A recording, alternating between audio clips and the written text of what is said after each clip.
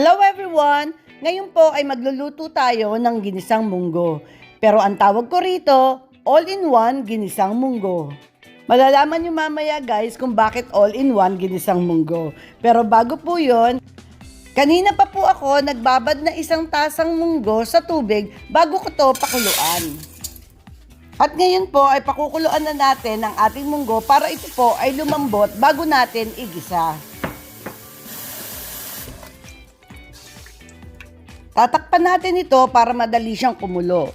Pero once na ito ay kumulo na, tatanggalin nyo po ang cover para po hindi mag-overflow yung pinakukuluan nating munggo. Ayan guys, malambot na po ang ating pinakukuluang munggo. Kung nakikita nyo, putok-putok na siya, 'di ba? Putok-putok na yung ating mga munggo. Kaya pwede na nating umpisahan ang ating pagluluto. Meron tayo ditong 2 pounds of pork belly. Punasan muna natin ang ating pork belly kasi hinugasan ko po siya. Ikakat natin ng cubes ang ating pork belly. Yung anlaki po niya para kayong nag-aadobo.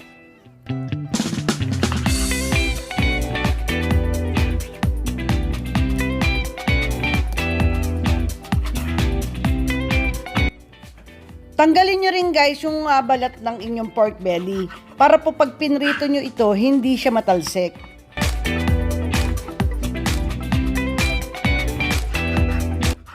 And then, hiwain nyo ng cubes ng ganito kalalaki.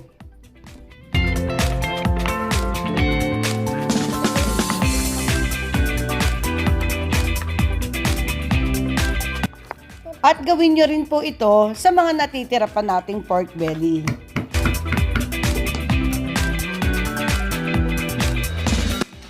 Ito naman ang ating hipon. Ang lalaki po ng hipon natin guys na para masarap. By the way guys, depende po yun kung ganong karaming hipon ang gusto nyo. Tatanggalin natin ang ulo at balat ng ating hipon.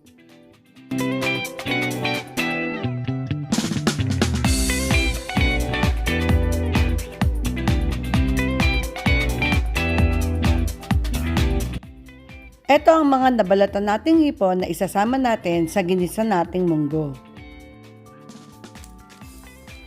7 cloves of garlic, minced.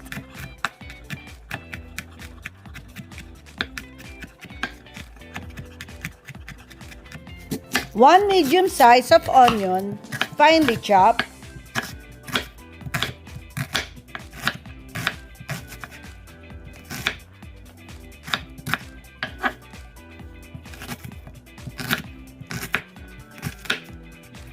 1 medium size of tomato.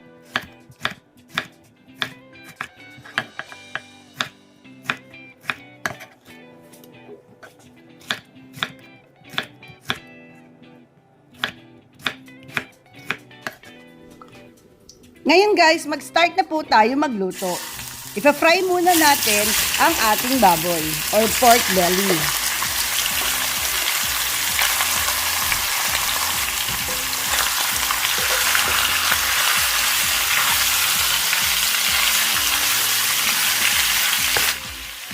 At habang pinufry natin ito, lalagyan po natin ng salt and pepper ang ating pork belly.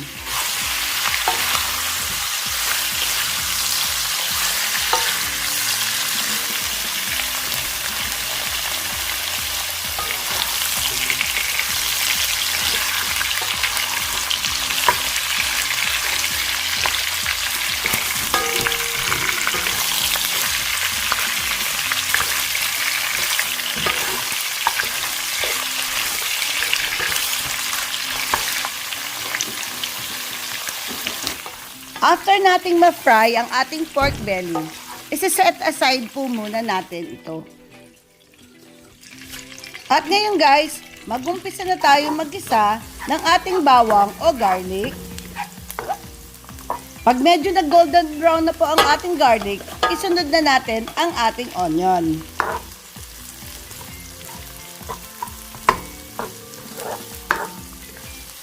After 2 minutes, ilagay na natin ang ating kamatis or tomato.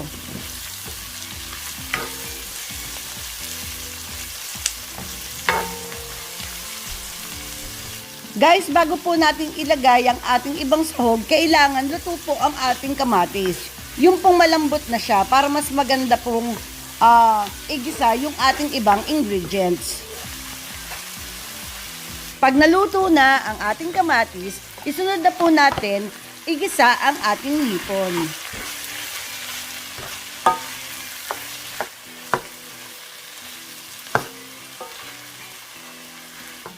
Pag nag-turn orange na ang ating hipon, luto na po ito. Make sure guys na naluto properly ang inyong hipon para hindi po malansa ang inyong niluluto. At ngayon guys, isasama na po natin ang ating pork belly na finry kanina.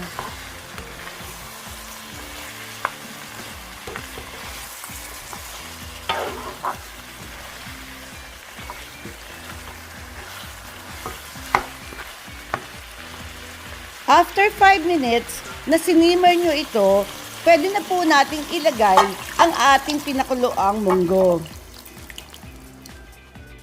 Isisimmer natin ito sa slow fire na mga 30 to 45 minutes. Nabanggit ko kanina, ang niluluto po natin ngayon ay all-in-one ginisang munggo. Dahil po ito sa laki ng cut ng ating pork belly at dami nito at ganun din ang ating shrimp. So, andito na po lahat. Hindi nyo na kailangan ng pritong isda o anumang klaseng prito para iterno sa inyong ulam na ginisang munggo.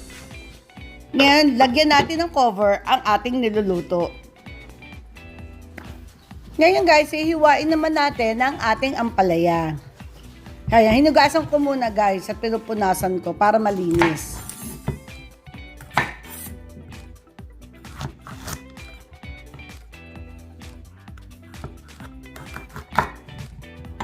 Kumuha kayo ng kutsara para matanggal nyo yung buto ng ampalaya sa gitna. Ganito lang guys. Para madali. Madali nyo pong matatanggal ang buto nito sa gitna using the spoon. At iwain nyo ng paslant o diagonal ng ganitong kakakapal. Ganito lang guys, huwag masyado makapal. Yan, ganyan lang po.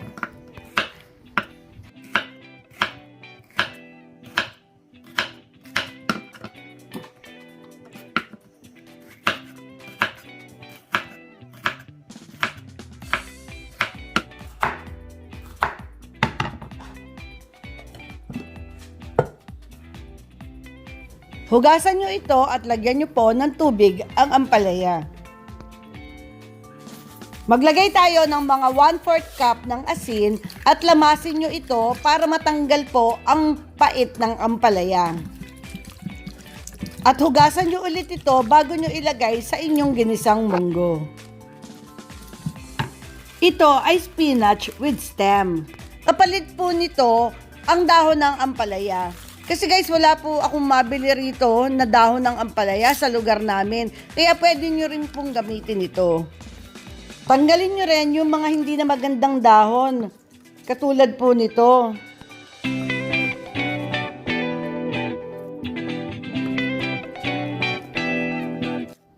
Then hugasan ang spinach. Checkin naman natin ang ating ginisang munggo.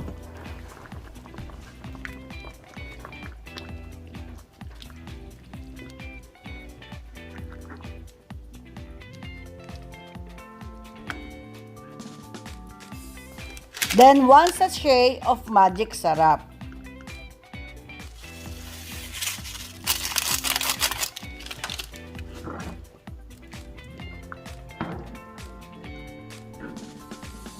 Salt and pepper to taste.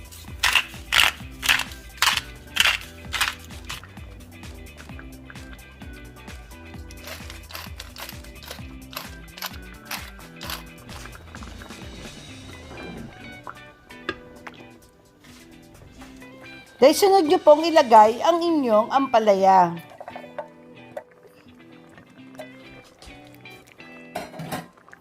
Lutuin natin ito ng mga 5 minutes.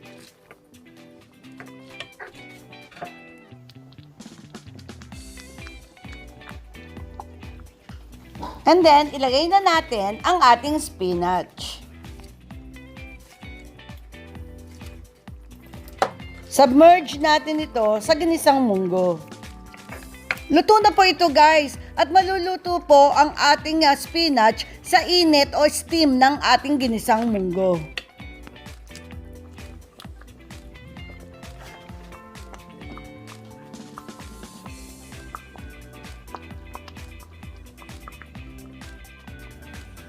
Eto na guys ang ating all-in-one ginisang munggo.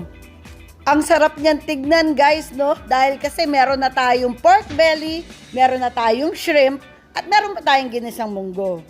By the way guys, meron din akong chicharon kasama nitong ginisang munggo.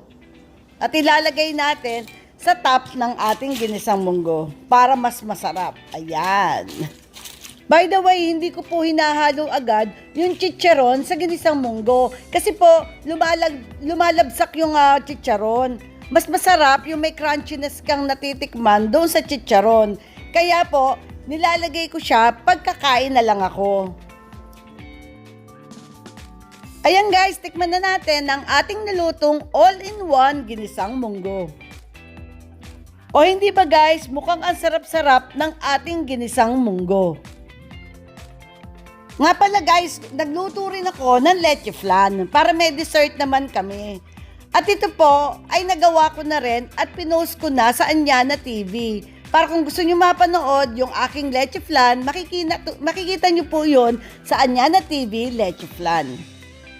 Umpisahan na nating sintensyahan ng ating ginisang munggo. Ito ang ating pork belly. At ito ang ating munggo. Tikman natin. Kumuha tayo ng pork belly, shrimp, ampalaya, at munggo.